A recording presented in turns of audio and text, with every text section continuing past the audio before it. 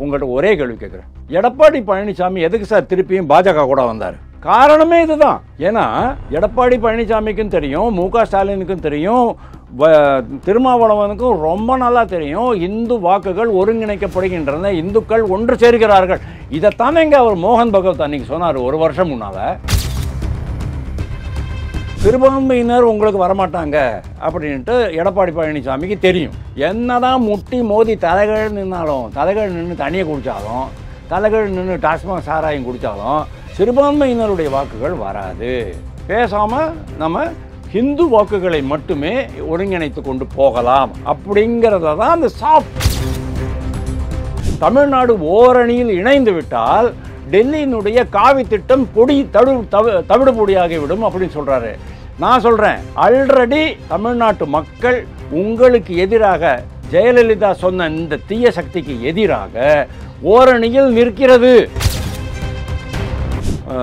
துர்கா ஸ்டாலின்கிற மாண்புமிகு முதல்வருடைய இல்லத்தரசி மனைவி, அவர் என்ன பண்ணுறார் அப்படின்னா, தன்னுடைய ஹிந்து வழிபாட்டு முறையை ரொம்ப பிரமாதமாக சிறப்பாக நடத்தி அதையே வீடியோவாக வெளியிடுகிறார். என்ன அவசியம் இருக்குன்னு நீங்கள் சொல்லுங்கள். மு.க. ஸ்டாலின் வீட்டில் திருப்பதியிலேருந்து அந்த விசேஷ மரியாதை அவருக்கு அளிக்கப்படுகிறது. வேத மந்திரங்கள் ஓதப்பட்டு. யாருக்கு? மு.க. ஸ்டாலின் வீட்டில் 2 days பேக்கு, 2 நாள் முன்னால் இந்து மத கடவுளை அப்படி கட்டி பிடிச்சிக்கிறாங்க. அதாவது மார்க்கண்டேயன் சிவபெருமான லிங்கத்தை கட்டி பிடிச்சிக்கிட்ட மாதிரி என்ன விட்டுறாதா அப்படின்னுட்டு அந்த மாதிரி இவங்க கட்டி பிடிச்சிக்கிறாங்க. இதெல்லாம் வேஷம் இல்லையா? இதைத்தான் நீங்கள் பார்த்தீங்க சென்னி மலையில் ஆரம்பம்.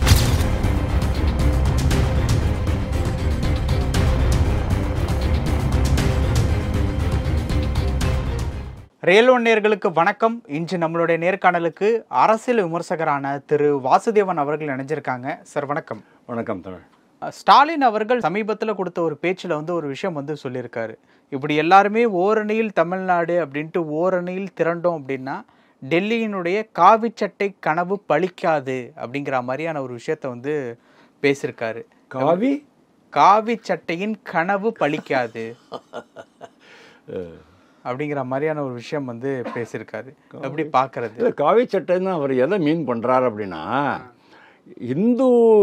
இந்துத்துவா கொள்கையை தமிழ்நாட்டில் வெற்றிகரமாக மாற்றுவது அப்படிங்கிறதான் நான் புரிஞ்சுக்கிறேன். அதாவது நீங்கள் பாருங்கள், ஒரு 7-8 மாதம் முன்னால் திருமாவளவன் ஒரு வார்த்தை சொன்னார், ஞாபகம் இருக்கா? அதாவது இந்துக்களை தேவையில்லாமல் சீண்டாதீர்கள் அப்படின்னாரு. ஏன் சொன்னார் சொல்லுங்கள்? காரணம், இந்துக்களுடைய மனது மிகவும் அதிகமாக புண்பட்டு வருகிறது அப்படிங்கிற அந்த உண்மையை திருமாவளவன் புரிஞ்சுக்கிட்டு இருக்கிறாரு. டிஎம்கே ஆட்சிக்கு வரதுக்கு முன்னாலேயே இந்த கருப்பு சட்டை அது ஒன்று இருக்கே, அது படை, அந்த படை கந்தர சஷ்டி கவசத்தை கேவலப்படுத்தினாங்க. டிஎம்கே வந்ததுக்கு அப்புறமா, டிஎம்கே வரதுக்கு முன்னாலேயே நம்ம முதல்வரும் இந்துக்களுடைய வழிபாட்டு முறை இந்த இதெல்லாம் பற்றி ரொம்ப கேவலப்படுத்தி பேசினார். இஸ்லாமிய திருமணத்தில் போயிருந்த போது தேவையில்லாத வேலை அவருக்கு. அதுக்கப்புறமா என்னாச்சு, வைரமுத்து சமாச்சாரம் நடந்துச்சு. அதுக்கப்புறமா பல்வேறு சமாச்சாரங்கள் தொடர்ச்சியாக நடந்துக்கிட்டே இருக்குது. திருமாவளவன் கூட சொன்னார்ல, கோவில்கள்லாம் அசிங்கமாக இருக்குது அப்படின்னுட்டு. அந்த அளவுக்கு இவங்களுக்கு இந்துக்கள் மேலே வெறுப்பு அப்படிங்கிறது கொஞ்சம் கொஞ்சமாக என்ன ஆயிருக்கு அப்படின்னா, இந்த 4 வருடங்களில் நான் அசஸ் பண்ணுறத நான் சொல்கிறேன், நான் ஆய்வு செய்ததை நான் சொல்கிறேன். 4 வருடங்களில் டிஎம்கேனுடைய ஹிந்து வெறுப்பு, காங்கிரஸ் கட்சியினுடைய ஹிந்து வெறுப்பு, திருமாவளவனுடைய ஹிந்து வெறுப்பு அப்படிங்கிறது இந்துக்களை எல்லாம் ஒன்று திரட்டுகிறது அப்படிங்கிற அந்த உண்மை வெளிப்பட்டு போச்சு.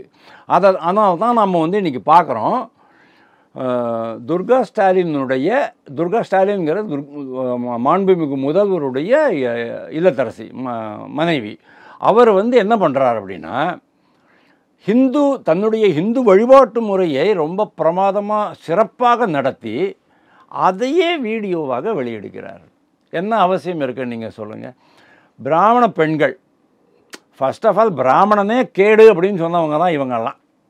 ஆனால் நேற்றுக்கு பாருங்கள், ஒரு 2 days பேக்கு மு.க. ஸ்டாலின் வீட்டில் திருப்பதியிலேருந்து அந்த விசேஷ மரியாதை அவருக்கு அளிக்கப்படுகிறது. வேத மந்திரங்கள் ஓதப்பட்டு. யாருக்கு? மு.க. ஸ்டாலின் வீட்டில் 2 days பேக்கு, 2 நாள் முன்னால் வேத மந்திரங்கள் ஓதி திருப்பதியிலேருந்து அந்த சன்மானத்தை அவங்க கொடுக்குறாங்க. அந்த பிராமணர்கள் கொடுக்குறாங்க. மேல் சட்டை போடாத பிராமணர்கள் வந்து கொடுக்குறாங்க. ஓகே. சுமங்கலி பெண்களுடைய பாத பூஜை செய்யப்படுகிறது. பிராமணர்களை அழைத்து வந்து அவர்களுக்கு பாத பூஜை செய்கிறார்கள். ஏன் செய்கிறார்கள்? அவருடைய மாப்பிள்ளை என்ன பண்ணார்? 4 வருஷம் முன்னால் சூரசம்ஹாரம் யஜ்ஞம் பண்ணார் திருச்செந்தூரில் போயிட்டு. அது யார் பண்ணி வச்சாங்க? பிராமணர்கள் தான் பண்ணி வச்சாங்க.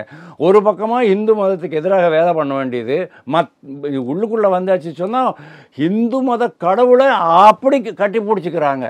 அதாவது மார்க்கண்டேயன் வந்து சிவபெருமான லிங்கத்தை கட்டி பிடிச்சிக்கிட்ட மாதிரி என்ன விட்டுறாத அப்படின்னுட்டு அந்த மாதிரி இவங்க வந்து கட்டி பிடிச்சிக்கிறாங்க. இதெல்லாம் வேஷம் இல்லையா? இதைத்தான் நீங்கள் பார்த்தீங்க சென்னிமலையில் ஆரம்பம். சென்னிமலையில் ஆரம்பித்தது ஒரு கிறிஸ்தவ அமைப்பு, ஒரு 2-3 கிறிஸ்தவ ரவுடி எலிமெண்ட்டுன்னு சொல்லலாம். எல்லா கிறிஸ்தவர்களுக்கும் அந்த எண்ணம் இருக்காது. ஆனால் ஒரு 2%, 5% கிறிஸ்தவர்களுக்கு அந்த எண்ணம் இருக்கும். இதெல்லாம் நியூசன்ஸ் வேல்யூ தான். அங்கே நம்ம சென்னிமலையில் ஓவர் நைட்டு அங்கே நடந்த அந்த ஒரு மிகப்பெரிய ஹிந்து ஒருங்கிணைப்பை பார்த்தோம். அதை தொடர்ந்து நம்ம எங்கே பார்த்தோம்? திருப்பரங்குன்றத்தில் பார்த்தோம். கோர்ட்டில் சொல்கிறாங்க 4லேருந்து 6 மணி வரைக்கும் அமைதியாக போராட்டம் நடத்துங்கன்னுட்டு. அரை மணி நேரத்தில் 25,000 பேர் வந்து நின்றுட்டான். சேகர் பாபு என்ன சொன்னார்?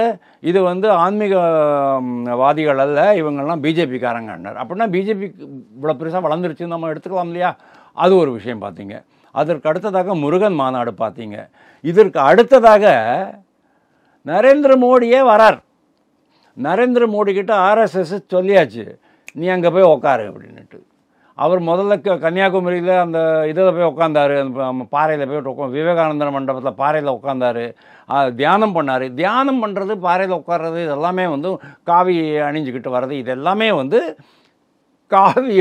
காவிங்கிறது என்ன சொல்கிறது, ஹிந்து ஆன்மீக சமாச்சாரங்கள். இப்போ திருப்பி இவர் வந்து இந்த திருவாதிரைக்கு வராரு. ஆடி திருவாதிரைங்கிறது ஒரு மிகப்பெரிய ஃபெஸ்டிவல் அப்படிங்கிறதுனால இவர் வராரு. ராஜராஜ சோழன் கட்டின அந்த கோவிலை பார்க்குறதுக்கு வராரு. அந்த கோவிலில் தான் நீங்கள் அபிஷேகம் பண்ணுவாங்க.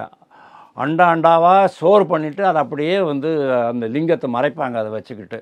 ரொம்ப விசேஷமான ஒரு சமாச்சாரம். அங்கேயும் அந்த பழமலைநாதருங்கிற இந்த விருத்தாச்சலம் சிவன் கோயிலையும் நடக்கும். ரொம்ப விசேஷம் அது. அதை பார்க்குறதுக்கு வராரு அப்படின்னு சொன்னேன்னா, ஹிந்துத்துவா வாக்குகளை ஒருங்கிணைப்பதற்காகத்தான். சார் இதெல்லாம் விட்ருங்க சார், உங்கள்கிட்ட ஒரே கேள்வி கேட்குறேன். எடப்பாடி பழனிசாமி எதுக்கு சார் திருப்பியும் பாஜக கூட வந்தார்? காரணமே இதுதான். ஏன்னா எடப்பாடி பழனிசாமிக்கும் தெரியும், மு.க. ஸ்டாலினுக்கும் தெரியும், திருமாவளவனுக்கும் ரொம்ப நல்லா தெரியும், இந்து வாக்குகள் ஒருங்கிணைக்கப்படுகின்றன, இந்துக்கள் ஒன்று சேர்கிறார்கள்.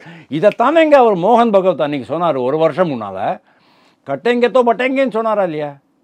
கட்டைங்கத்தோ பட்டைங்கன்னா நீங்கள் வந்து பிரிஞ்சு கிடந்தீங்கன்னு சொன்னோன்னா அடுத்தவன் வந்து மேய்ஞ்சி போடுவான். நீங்கள் பிரிஞ்சு கிடந்ததுனால தான் ஆண்கள் கொல்லப்பட்டு பெண்கள் அபகரிக்கப்பட்டார்கள். வங்கதேசத்தில், நம்ம நாட்டில் 1000 வருஷமாக இஸ்லாமியர்கள் படையெடுப்பு ஆரம்பிச்சதுலேருந்து இன்றைக்கி வரைக்கும் அதான் நடந்துக்கிட்டு இருக்கு. வெஸ்ட் பெங்காலில் இன்றைக்கி நடந்துக்கிட்டு இருக்கு. சந்தேஷ் காலி முடிஞ்சுது, அப்புறமா வேறு ஏதோ ஒரு காலி வந்தது, அதுக்கப்புறமா இன்னும் நடந்துக்கிட்டு தான் இருக்குது. அது ஒன்றும் கண்ட்ரோல் ஆகலை. ஸோ இந்துக்கள் மேலே இவ்வளவு அதிரடியான தாக்குதல்கள், மீண்டும் மீண்டும் தாக்குதல்கள், தொடர் தாக்குதல்கள் நடந்துக்கிட்டே இருக்கும்போது இந்துக்கள் ஒருங்கிணைக்கப்படுகிறார்கள்ங்கிற அந்த புரிதல் வந்த உடனே சிறுபான்மையினர் உங்களுக்கு வரமாட்டாங்க அப்படின்ட்டு எடப்பாடி பழனிசாமிக்கு தெரியும். என்னதான் முட்டி மோதி தலைகள் நின்னாலும், தலைகள் நின்று தண்ணியை குடித்தாலும், தலைகள் நின்று டாஸ்மாக் சாராயம் குடித்தாலும் சிறுபான்மையினருடைய வாக்குகள் வராது. பேசாமல் நம்ம ஹிந்து வாக்குகளை மட்டுமே ஒருங்கிணைத்து கொண்டு போகலாம் அப்படிங்கிறத தான் அந்த சாஃப்ட் ஹிந்துத்துவா, அதாவது மென்மையான ஹிந்துத்துவா கொள்கையை அவர் மேற்கொள்கிறாரோ அப்படிங்கிற அந்த சந்தேகம் அந்த ஊடக விவாதங்கள்லாம் ஆரம்பிச்சிருந்தது. டெல்லி பாஜக தலைமையும் அதை அனுமதித்திருக்கிறதுல ஊக்குவித்திருக்கிறது அப்படின்னு தான் நான் பார்க்குறேன். ஏன்னா கரெக்டாக நீங்கள் வந்து இதெல்லாம் புரிஞ்சுக்கிறதுக்கு இன்னும் ஒரு 6 மாதம் ஆகும். ஏன்னா இந்த மாதிரி பெரிய தலைவர்கள் அமித்ஷா மாதிரி யாராவது வந்தாங்கன்னு சொன்னால் அதனுடைய தாக்கம் என்ன அப்படிங்கிறது 6 மாதத்துக்கு அப்புறமா தான் உங்களுக்கு புரிய வரும். இப்போது அவர் வந்து கங்கை கொண்ட சோழபுரத்தில் போய் உட்காந்துக்குவார். அவர் லட்சத்தீவில் போய் உட்காந்தார். என்னாச்சு சொல்லுங்கள்? ஒன்றுமே ஆகலை. லட்சத்தீவில் போனார், சாயங்காலமாக கடற்கரையில் ஒரு சேரை போட்டு உட்காந்துக்கினார். மாலத்தீவு ஊற்றிக்கிச்சு இல்லையா, இவர் இங்கே வந்து உட்கார போகிறாரு. திமுக அடுத்த 30லேருந்து 40 ஆண்டுகள் தலை தூக்க முடியாமல் ஆக போகுது. அதுதான் இங்கே தமிழ்நாட்டில் நடந்துக்கிட்டு இருக்கு. அமைதி புரட்சி நடந்துக்கிட்டு இருக்கு. அதைத்தான் இன்றைக்கி வந்து மு க ஸ்டாலின் சொல்கிறாரு. தமிழ்நாடு ஓரணியில் இணைந்து விட்டால் டெல்லியினுடைய காவி திட்டம் தவிடு பொடியாகிவிடும் அப்படின்னு சொல்கிறாரு. நான் சொல்கிறேன், ஆல்ரெடி தமிழ்நாட்டு மக்கள் உங்களுக்கு எதிராக ஜெயலலிதா சொன்ன இந்த தீய சக்திக்கு எதிராக ஓரணியில் நிற்கிறது. அதுதான் காவிப்படை, அதுதான் காவி திட்டம். இன்னும் ஒரு 2026 அப்புறமா டிஎம்கே எப்படி நம்ம வந்து தேச அளவில், டெல்லி அளவில், அதாவது தலைமையில், மத்திய அளவில் காங்கிரஸ் முக்து பாரத், அதாவது காங்கிரஸ் அற்ற இந்தியா பாரதம் அப்படின்னு நடைமுறைப்படுத்தியிருக்கிறோமா இல்லையா? 11 வருஷம் ஆச்சு, 15 வருஷம் முடிஞ்சு போயிடும். இன்னும் 15-20 வருஷத்துக்கு காங்கிரஸ் ஒன்றும் பண்ண முடியாதுன்னு நான் சொல்லலை. பிரசாந்த் கிஷோர் சொல்லியாச்சு. பிரசாந்த் கிஷோர் யார்? ஆரிய பார்ப்பன வடநாட்டுக்காரன், பீடாவாயன். ஆனால் டிஎம்கே வந்து 380 கோடி ரூபா கொடுத்து அவனை தான் வந்து தேர்தல் வியூக வகுப்பாளராக மாற்றிக்கொண்டது. அதை வச்சு தான் அவன் அந்த ஸ்டாலின் தான் வராரு, விடியல் தர போகிறாருன்னு அந்த ஸ்லோகன் போட்டது அந்த ஆள் தான். ஞாபகம் வச்சுக்கோங்க. நீங்கள் இன்றைக்கி திமுக இறங்கு முகத்தில் இருக்க காரணமே பிரசாந்த் கிஷோர் இல்லை அப்படிங்கிறது தான். அதனால தான் இவர் என்னென்னமோ தண்ணி குடித்து பார்க்குறாரு. தமிழ்நாடு ஓரணிங்கிறாரு. இன்றைக்கி வந்து நடுவில் இந்த முதல்வரின் முகவரி அப்படிங்கிற ஒரு திட்டம், அந்த அமுதாங்கிறவங்க ஐஏஎஸ் அவங்கள போட்டாங்க. இன்றைக்கி அது போயிடுச்சு. அதை போயிட்டு இப்போ வேறு ஏதோ ஒன்று, என்னது உங்களுடன் ஸ்டாலின் அப்படிங்கிற ஒரு திட்டம் போட்டிருக்காங்க. என்ன பண்ணினாலும் டிஎம்கேனுடைய திட்டங்கள் எதுவுமே பலனளிக்காத போது வேறு வழியே கிடையாது. இவங்க இந்துத்துவா உள்ளே வந்தாச்சு, அதை எப்படியாவது கட் பண்ணணும் அப்படிங்கிறதுனால அது அந்த விரக்தியினுடைய வெளிப்பாடு தான் இன்றைக்கி வந்து சொல்கிற முதல்வருடைய அந்த அறிக்கை. ஆனால் அடுத்த 30 ஆண்டுகளுக்கு திமுக தலையே தூக்க விடாமல் அடிக்க போகிறாங்க இந்த பாஜகவும் ஏடிஎம்கேயும். பார்த்துக்கிட்டுருங்க. பல விஷயங்கள் பகிர்ந்துக்கிட்டீங்க. நேரத்துக்கு ரொம்ப நன்றி. தேங்க்யூ.